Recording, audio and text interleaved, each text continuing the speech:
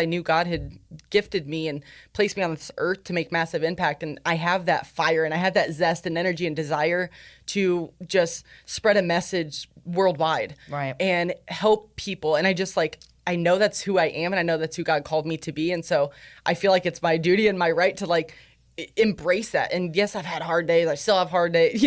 We're human. We always go through those rough patches. But that's what really inspired me. It was okay, you're not giving up yet. I still knew that God was calling me to this level of leadership. Hey everyone, welcome to the Tori Cruz Show, where we're shining a light on real conversations and transformational stories with some of the most dynamic entrepreneurs and faith-driven leaders you'll ever meet. I'm Tori Cruz, your host, entrepreneur, virtual stylist, and former Miss Missouri USA, ready to guide you along this exciting journey. This isn't just any podcast.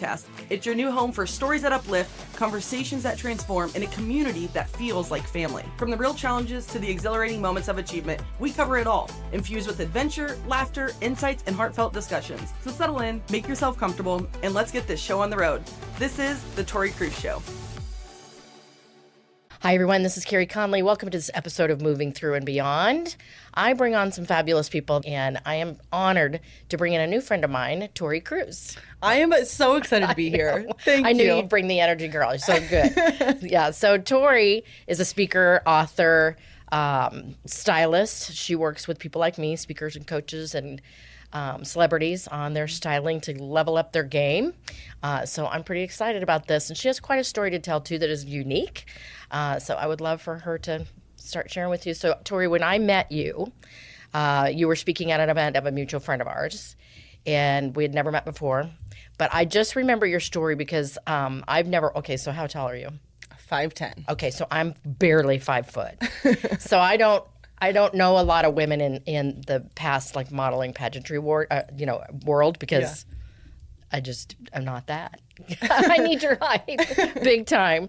But I was, you're the kind of person, Tori, people could look at you and go, oh, she's got it all going on. She's never been through anything in her life. Especially when I see your beautiful family and how much you love them and spend time with them. That's such a gift, right? It is. Yeah. That's a blessing. But you were sharing a lot of, a dream that you were going after early on in your life and kind of what took you on that journey and what you learned from it. So I would love for you to share some of that. Yeah, so it was a very long journey, and the one specifically, Carey, that I think you're talking about is the pageant journey. And so I grew up a small-town Iowa girl playing basketball, tomboy, grew up with a older brother who never cuts me any slack. And so I was always in that sports world, and basketball was just my life until I went to college. And then after college, when I was in college, I saw an ad come across the screen, and it said, compete for Miss USA. And at that point, I had a couple different people approach me when I was out shopping. Shocker, I was shopping, right? It makes sense now. Yeah. And approach me and ask me if I wanted to do some modeling jobs. And, some agencies started to recruit me. But I never really did it. I never really pursued it. But then when I saw this ad come across the screen for Miss USA, I was like, all right, maybe I should try this. So, of course, in typical Tori fashion, first call, I call my mom, and she's like, go for it, honey. Give it a shot. And so I did, and little did I know the journey that would be in front of me of pageantry and just personal development, growth. It ended up being pretty much, from 18 years old to then when I was 27. Wow. Ended up being my entire pageant journey, so we can dive into some of the specifics of that. That's a long journey. It is. It was a journey, ups and downs and challenges and high moments, low moments, and how to persevere and get through all the no's, honestly. Yeah, because you had a lot of that. Yes. I just remember you talking in detail about what happened the first one, the second one. So the reason I remember it, Tori, was because I remember thinking this woman is full of perseverance, right? You had a big vision. Yeah. Yeah. Right? I've always been a dreamer. I don't know. I think maybe because, faith is number one to me and my family. And from the beginning, I've just always had my family support me and believe in me. And that is just so, so important to have those people in your life. And such a blessing, my friend. It is. Yeah. Yeah. And every single year goes by, I realize how big of a blessing that is, even more so. But, they just always told me they believed in me. And so I think that has a lot to do with why I've been a dreamer, because I've thought everything is possible. And even being, a country music artist has always been my dream. My family still doesn't think I'm going to achieve it because of my singing voice. But I think someday, it's still in my vision, long time we'll now. We'll put it out there. No, I mean, I joke about it, but I really do. I'm such a massive dreamer, and it just starts with people believing in you. And I had my eyes set once I saw that ad for Miss USA. Once I competed a couple times, I just had my heart and my mind and my eyes set everything on, I am going to be walking on that Miss USA stage. And then, of course, as that dream grew, then I had a dream of winning, going to Miss Universe and all these other extravagant dreams, which that part didn't end up happening. However, I achieved that goal of competing at Miss USA. So tell me about some of the, like you said, you went through a lot of rejection, right? What did that feel like? And how do you feel like it really helped you now with what you're doing? It sucked is what it felt like. Nobody likes rejection, right? Sure. I mean, especially I'm a very competitive person. And so, growing up playing sports and then when I was going into pageantry, I learned the biggest lesson when I started competing. I went into pageantry just because I ended up being a great basketball player after 12 years of really, focusing on making myself the best basketball player that I could be. I thought jumping, ship and going over to this other passion of going into the pageant industry, I thought I was going to win just like that. Yeah. I don't know why. Maybe just because I like winning and I never believe I'm going to lose, but losing is inevitable. Failure is inevitable.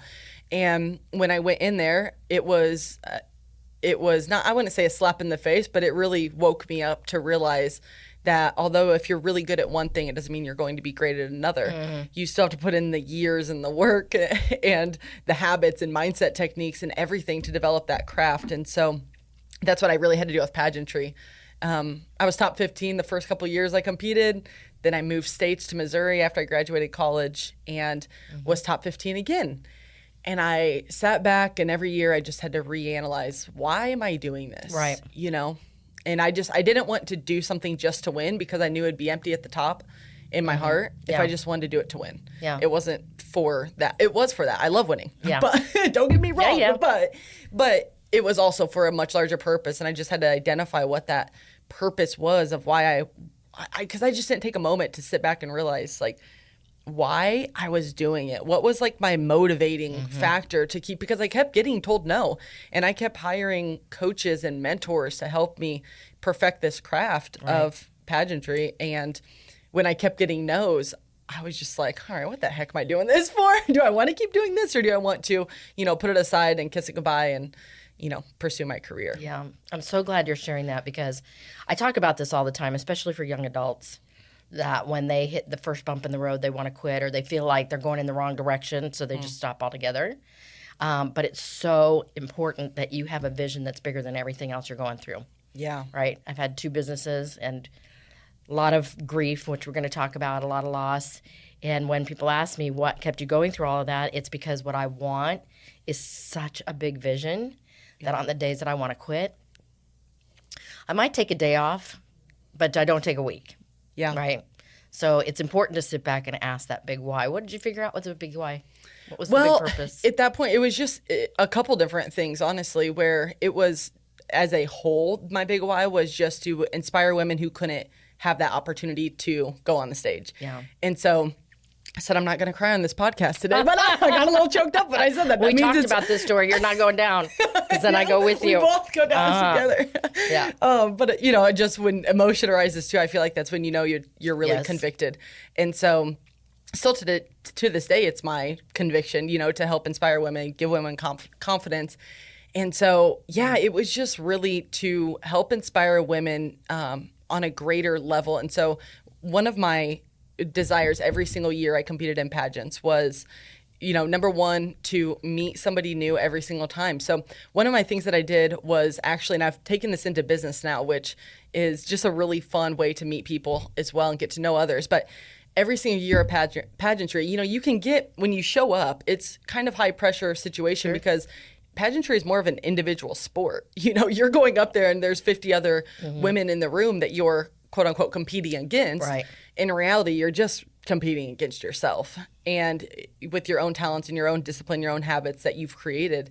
But every single time where we had lunch or we had dinner or we had rehearsal, I would make sure that I sat next to somebody new every single time throughout that day. Even if I made friends, which I always did, I'm a social butterfly, but I always made friends with people. But then I was like, don't take offense to it. I just really want to get to know everybody here. And so I just made it a point to sit down, and there's a lot of people, especially if it's their first time competing, that were really intimidated. Now, I wasn't, winning, so I kept coming back. So I knew a lot of people because there were a lot of us who kept Tori, Tori's repeating second grade. Yes. Like, welcome back, Tori. Right. I was like, I'm either going to age out or I'm going to win, one of the two, but I'm not giving up. They're not getting rid of me that easily. And so I just made it, especially like once I was kind of a veteran in the pageant space and when I kept going back to compete at Miss Missouri, I just made it a point to make other women feel comfortable. And, it's interesting when I look at the pattern of my life, I've always wanted to help other women feel seen. And so that's what I do now with styling is I help them feel seen. I help them feel even more worthy than what they are and confident. And that has just been something at the root of who I am and what I've always stood for. Yeah, it's your ministry. It is. It really is. You saw this as a ministry. Yeah. Yeah. So that's what kept you coming back, even when you kept going top 15. But eventually you did become Miss Missouri USA. I did, yes, in 2018. Yeah. And so, that definitely did, keep me coming back were the women and the people that I was meeting and just that passion. But I definitely wanted to win. And the reason why I wanted to win was because I knew God had gifted me and placed me on this earth to make massive impact. And I have that fire and I have that zest and energy and desire to just spread a message worldwide and help people. And I know that's who I am and I know that's who God called me to be. And so I feel like it's my duty and my right to embrace that. And yes, I've had hard days. I still have hard days.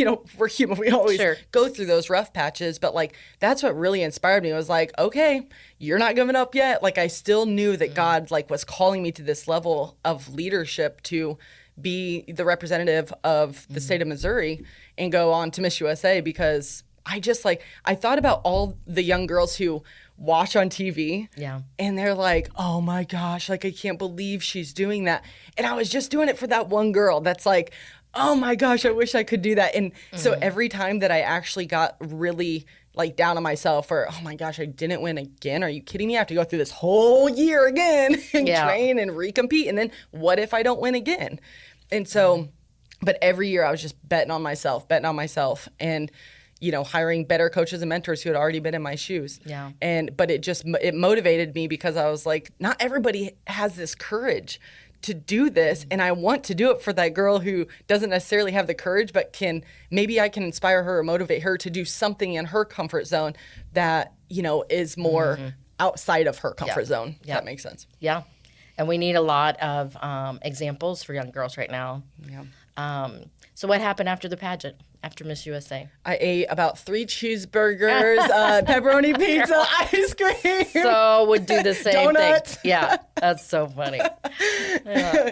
So, that did happen. And then, once I got back into it after about a week, I did. That was actually a really big thing. And I think goes to show, for any big achievement that you have in life, to take a moment and just take it in. And not just go on to the next thing. I think just society with this grind culture and social media, we're comparing. And it's if I'm not working right now, then, oh my gosh, I'm getting behind or, somebody else is going to get ahead. And that's just much not. Pressure. It is. It's a lot of pressure, but it's fake. It's not real. And if it is real, then people are getting burned out. Yep. And so it's just take that moment to, number one, celebrate yourself. And that's what I did. I would take a week or 2 off after pageant season and I would do honestly whatever I wanted to without telling myself no. Yeah. And obviously in moderation. In moderation. Yeah. But I just, it was kind of like my yes season for a second because I had to be so strict. And I think if you're a business owner or if you're, starting your career and you're trying to do all these right things, it's okay just to take a minute and breathe and go have fun and say yes to yourself and what you want. And then come back and you're honestly more refreshed and revived. So yeah. So that's what I did. But then after, that little period of time, I ended up starting my company, which was based upon mindset and confidence coaching for young women. That's awesome. Yeah. We need so many more of you. Thank you. So I know that you also shared a part of your story about a relationship that you were in. Was this happening at the same time that you were? Yes. Okay. So which was pretty wild, actually, because it felt like I was living 2 lives. When I was Miss Missouri USA, I was dating my college sweetheart where I was like, oh my gosh, he's for sure going to be my husband. We had been talking on and off for 7 years. Finally, we started dating. Ended up being 2 full years that we dated consistently. And I was like, okay, I really thought this was going to be it. You know, I'm definitely a hopeless romantic too. Let's be honest. Like the Hallmark movies over Christmas time, you know, I mean, I'm a sucker for this stuff. But I mean, I really thought like our lifestyles were the same. We just really clicked. We had a lot of fun together. And so we started dating, and it was actually, I was crowned Miss Missouri. And then I was dating him this whole time, and it was really amazing. It was really beautiful. And then all of a sudden it wasn't. And then I just realized I started losing myself, and I would wake up in the morning and I would put on my crown and sash, and I would walk out the door to an appearance and have to put this front on and this image and just like be the part. When I walked over, you know, to like the Veterans Hospital, it was interacting with these people, and it lit me up, and I felt like I was living out my purpose. Well, then I would go back home, and then it was just not a healthy environment. And it just wasn't uplifting. Yeah. And so I realized that after some time I was starting to lose myself and like lose my zest, and I was just emotionally drained, emotionally exhausted. And I realized I wasn't being authentic I was training girls on mindset and confidence. Yeah. And at that time I was training them, but then I would actually get off that Zoom call or phone call, and I would just start crying. Yeah. I had no idea why. And then all of a sudden I'm like, this is not right. And I've always been one of those people that I'm the same if you meet me, you know, on the streets at a restaurant or something like that, or, you know, behind the scenes. And I just felt like I was living two different lives. And when I identified that and I realized the root cause of it, of the relationship being unhealthy, then I was like, you know what, I have to do everything to remove myself from this, or I'm never going to live my purpose and my calling that God has for me, because I just wasn't functioning at my highest emotional capability. I'm glad, excuse me, I'm glad you're bringing that up too, because I think there are a lot of women like this, Tori, that have a face for this, you know, one thing. Yeah. And then on the other side, they've got something toxic happening, right? Either unhealthy habits or relationship. And it becomes where you have to just become aware of what you weren't aware. Yeah. So you just taking the time to go, what's happening here? Why isn't it feeling right? Is one thing. Step number one is the awareness, right? Yeah. But the second thing you did is something that was very courageous, I think, that a lot of women don't do. And that is taking the step to take care of yourself first. Yeah. Right? Yeah. Yeah. Yeah, I would say that's the hardest part right there. I mean, because we can know that something's not right, but then to just take that next step and actually take action on it, right? Whole different ballgame. Yeah. I mean, at that time we were actually living together. And so it was just, my whole life was that, and it was a very lavish lifestyle that we were living. And so on top of that, then your lifestyle might be adjusted a little bit. And so but am I willing to bet on myself, or am I willing to bet that this relationship is going to change? And sadly, I didn't think it was going to change. Yeah. And so then I did not do it on my own. I actually found a counselor, a therapist. I was going to ask you what helped you get through that.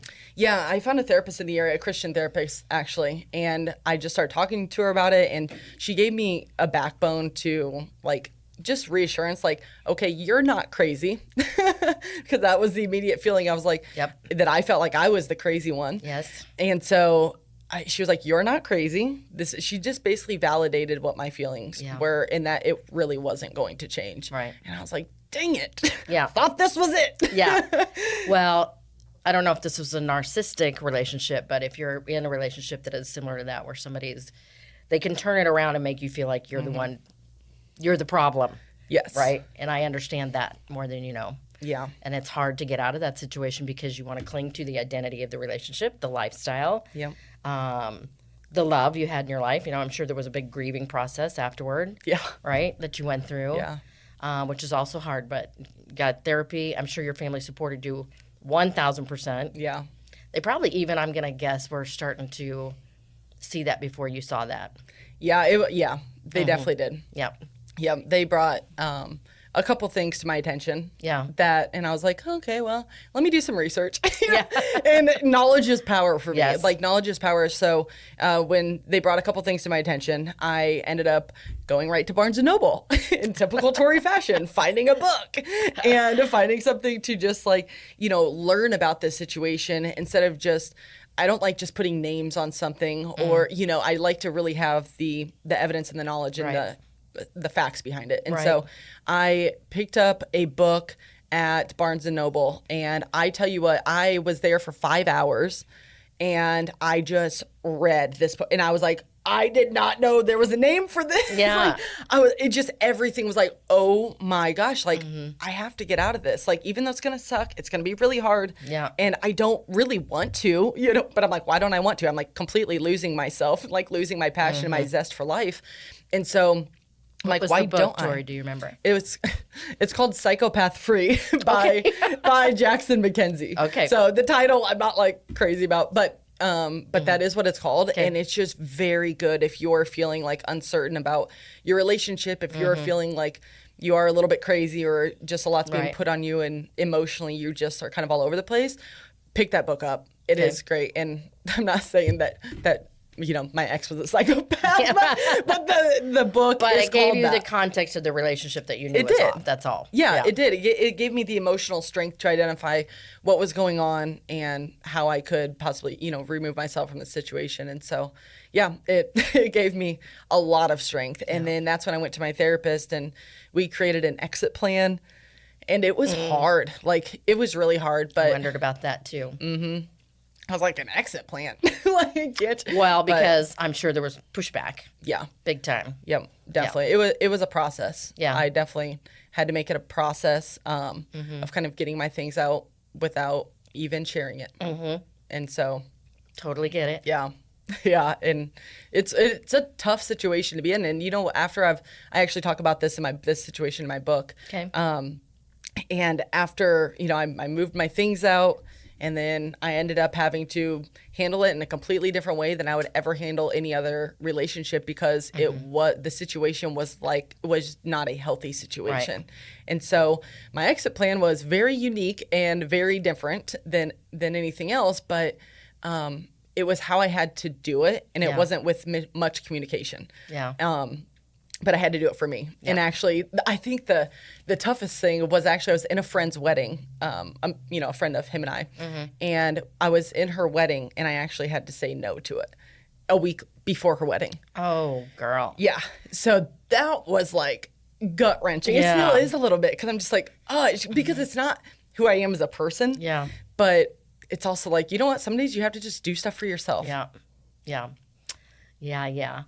Thanks for tuning in to the Tori Cruise Show. If today's episode inspired you, let's keep the momentum going. For our YouTube family, don't forget to hit that like button, subscribe, and ring the bell so you're always in the loop with our latest episodes. And for our podcast listeners, your ratings and reviews are incredibly valuable. They help us reach more people and continue bringing inspiring stories your way. Remember, this isn't just a podcast, it's a growing community of family. Every like, share, and review helps us grow on our journey together, helping us to highlight more impactful stories. Until next time, keep being the light for yourself and others. See you on the next adventure.